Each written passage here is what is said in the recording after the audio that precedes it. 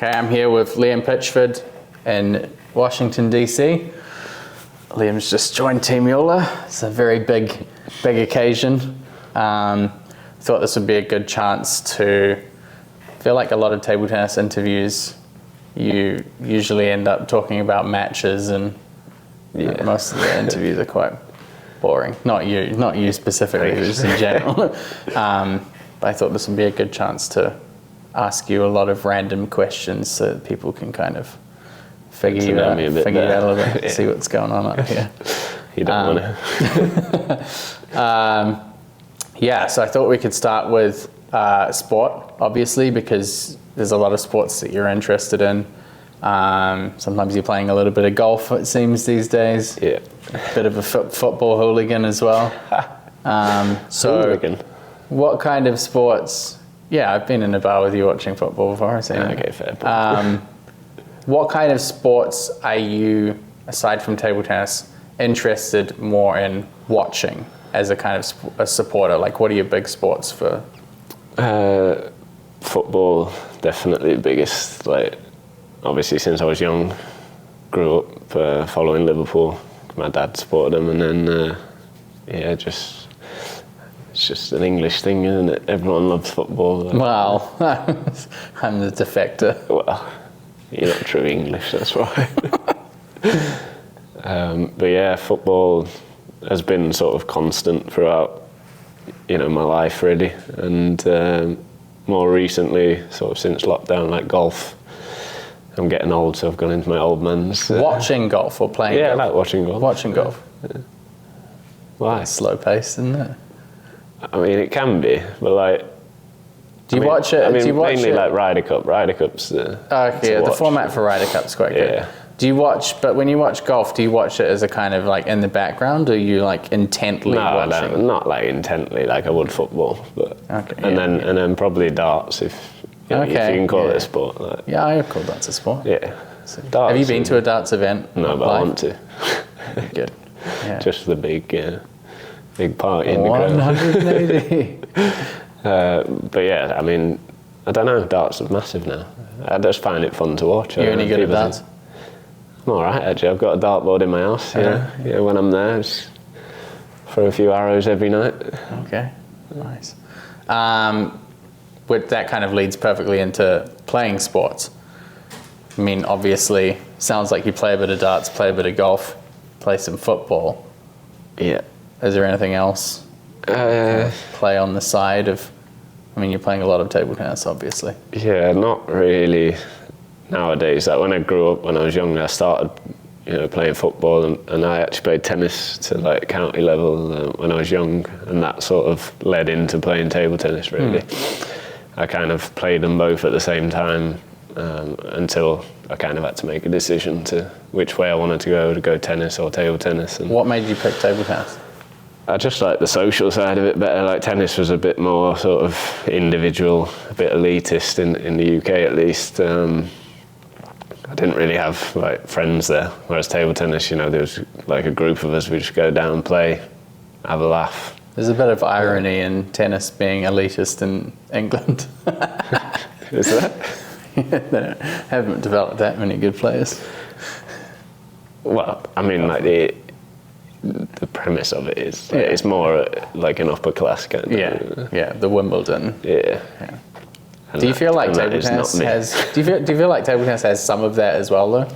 I always feel like there's kind of remnants of that gentleman's game of like what's considered proper and what's not. Like a lot of people, especially online, they give a lot of crap to Harimoto because he's very expressive. And they're like, that's not okay in table tennis, but that's, you're taking the character out of the game as well. Yeah, I mean, I don't understand people like that. Like, just let players have a bit of character. Like, I mean, I get on that side of things, but not like. I mean, I'm talking more like, to play tennis, you got to have quite a lot of money, at least in the UK. You don't need that for table tennis. Like, yeah. But yeah. Good choice in the long run, think you? I mean, I'd like to say so. I don't know. I don't think I would have gone as far in tennis for sure. Yeah, and nowadays, obviously play a lot of golf since lockdown. Well, not as much as I'd like, because I'm travelling a lot, but yeah, I just started enjoying it, really. It's a tough game. Like, I mean, table tennis is hard, and golf is almost maybe even harder. There's a lot of table tennis players that are kind of dabbling in golf. I think like Hemerach and Corbell and Russellman and a lot of the older players. Timo's probably going to lean into it a little maybe as well. I don't know. Then aside from sports, what kind of other hobbies do you have? I mean, I know that you've recently rejoined the realm of collecting Pokemon cards. Yeah. Sure. Spent way too much fell money down that rabbit hole as well. Spent way too much money the last few years on Pokemon cards, but no, it's fun. Like, obviously, it got released when I was pretty young, so I grew up. I remember, going down to the local market and getting my mum buying me Pokemon cards and opening them up, playing the game, and then just kind of got back into it through sort of you and Sam Walker, really. Oh no! I'm blaming him. It's his fault for me spending my money on it. Got into that. I've got a whole room in my house now full of memorabilia and cards and has it just been Pokemon so far, or are you? Yeah, so far. It's probably gonna. How many? When did you start doing Pokemon cards? A couple of years ago. Year and a half? Yeah. That's about the tipping point. That's when I did it. Yeah, I started switching into other stuff after. Yeah. But to my credit, I have slowed down a little bit because. I mean, well, he went and bought a load the other night. All right, that's your fault. We're even now. We only went there for you, and then you didn't buy anything. I think I got to the point where when I moved apartments, I had so many cards that I had to hire movers.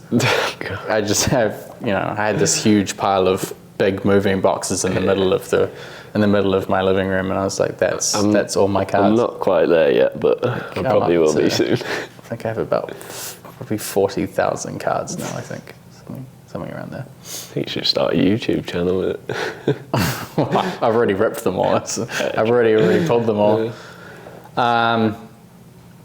What other hobbies have you kind of... I mean, the thing about table tennis is like, you don't necessarily have that much time for other hobbies. No. I mean, you game a little bit as well. Yeah, just gaming. First-hand experience of how terrible it was when I was during the pandemic. Yeah, we'll not talk about that because the less said, the better. Just mainly gaming. Just if my friends are online, or if I'm away, I'll take my PlayStation. If they're online, I can talk to them. And I heard during when you were living in Sweden, during the Halmstad World Championships, did you took your PlayStation to the hotel? Yeah, it's normal. I take it everywhere. It's an important part of team bonding activities. Yeah. So right now, what are your kind of top 3 games right now? Call of Duty. What are they up to now? Black Ops 6. So Black Ops is back. It's not been for the last 4 or 5 years. I think I only have Black Ops 3 was the last one I had. Yeah, I used to play the original Black Ops back in the day, and now it's actually a fun game again. So that FIFA, but it frustrates me so much. I've broken way too many controllers, so I need to. You need to embrace your inner Raphael. I actually stopped for like 2 or 3 years playing FIFA because it just made me so angry. It's just so scripted. That was like, I remember you were playing that a lot when you lived in Denmark, right? Yeah. You've lived in so many places. I know. Can't keep track. And that's about it, really. I don't really play that many more.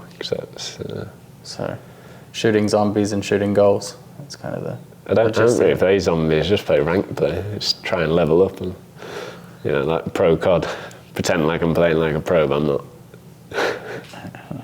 I can't say anything about Call of Duty. So move on from that swiftly. Okay, since I mentioned Denmark, where you obviously lived, and you lived in Germany. And Sweden. You lived in Sweden. Yeah. UK. Were you living in France when you were playing French League, or you were I was living in Sweden. UK? Or you were living in Sweden? Yeah. When I played in Japan, I spent a bit of time out there. And then obviously now you're living in Nottingham, back home. Is there anywhere else you lived? No. No. I guess like when you've traveled to so many different places, tried so many different foods, and I think one of my favorite content pieces still ever is you trying the durian pudding in Singapore. No one needs to be reminded about that. Fantastic. Thank you. What would you say, if you have to compare living in all those places to living back in the UK,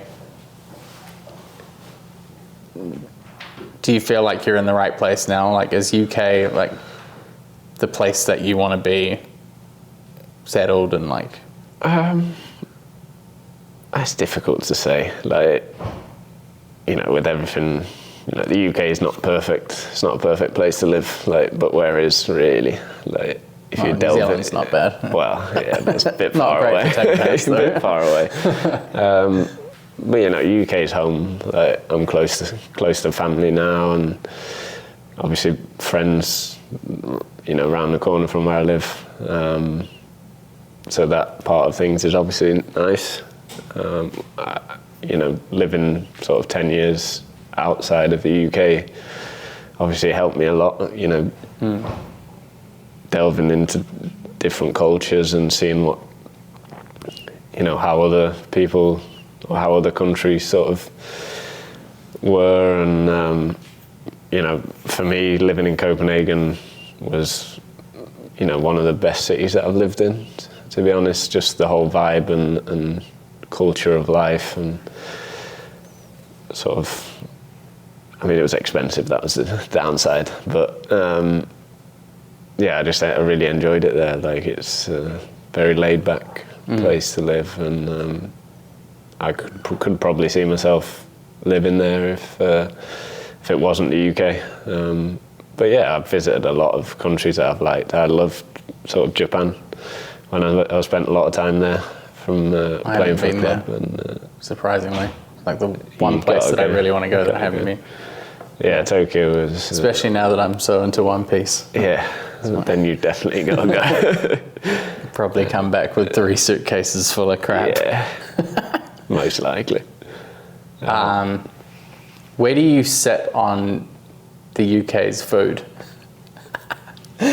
On the scale, like, why you got to do me like that? I'm targeting you here. On the scale of like how the UK, because, well, no, but like some people from the UK are like, this is home and this is the food that I've grown up loving, and so I love it, and you can't convince me otherwise. And then some people are slightly more honest. Like, no, I mean, we don't really have that much of an identity food-wise. I mean, we're very, to be honest, it's a very multicultural country. More so now, we've got, you know, bits from every sort of culture, and you know, we've got obviously fish and chips. Everyone says, oh, you know, fish and chips, but it's not like I eat fish and chips every day, and like, you know, I rarely eat fish and chips, but like, you know, when I do, it's obviously nice. But other, like, I don't. Yeah, we don't really have, like, compared to other, you know, culture. You know, you got Japanese food or whatever. And, what's at the Korean top of your list? Aside from the durian. I won't be eating that again. How do people even like that? Honestly, baffles me. Honestly, the sick taste stayed in my mouth loves it. Maybe for that's about 2 days. Maybe that's what makes a great table tennis It kept making me feel sick. Yeah, because I could still taste it. Kind of at the back of your sinuses.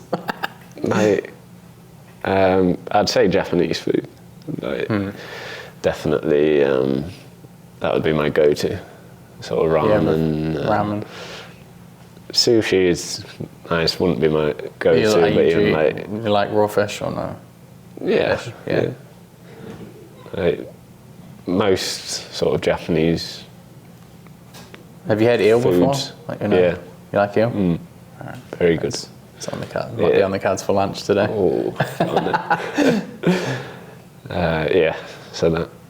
Yeah. I know everyone makes fun of English food, so I Yeah. can't really sit here and defend it. Takes too much energy. Yeah. I mean, I think when we first moved to New Zealand, so I moved there when I was 5, I think it was more prominent in my parents' cooking. And then it phased out quite quickly. I think it was kind of, it's been a long time though. I mean, I couldn't. Sunday roast. Sunday roast. Sunday roast, That's full like a English staple. breakfast, Like every week those you kind of got a things, Sunday yeah. roast. Yeah, I haven't had that for a long time. And obviously full English, but Yeah. again, rarely do I cook myself a full pudding, English yeah. because I don't have the time for Don't that. have black pudding just handily available. But other than that, I don't really know, like bangers and mash, but is that English, Yeah. is it, I guess? Yorkshire pudding. Yeah. I feel like Got a steak few and kidney desserts on pie there. was like a big one. Yeah. Yeah. I mean, I like English food because I've grown up with it, but... That's kind of what that's what I was kind of say leaning like into. it's something Well, that's yeah. on the top of anyone's list, really. All right, good. I'm glad I asked that. Well, hopefully that gives everyone some more insights into what you're like as an individual. Yeah, hopefully. Yeah, hopefully we'll be, well, I know I'll be seeing more of you now that you've joined the JOOLA team, and I'm sure we'll try and give people a bit more of a look into Sounds good. the wonderful, Maybe they don't want to see wonderful it, life of maybe Liam they do. Pitchford. I hope they do. All right, cool. Thanks. Cheers.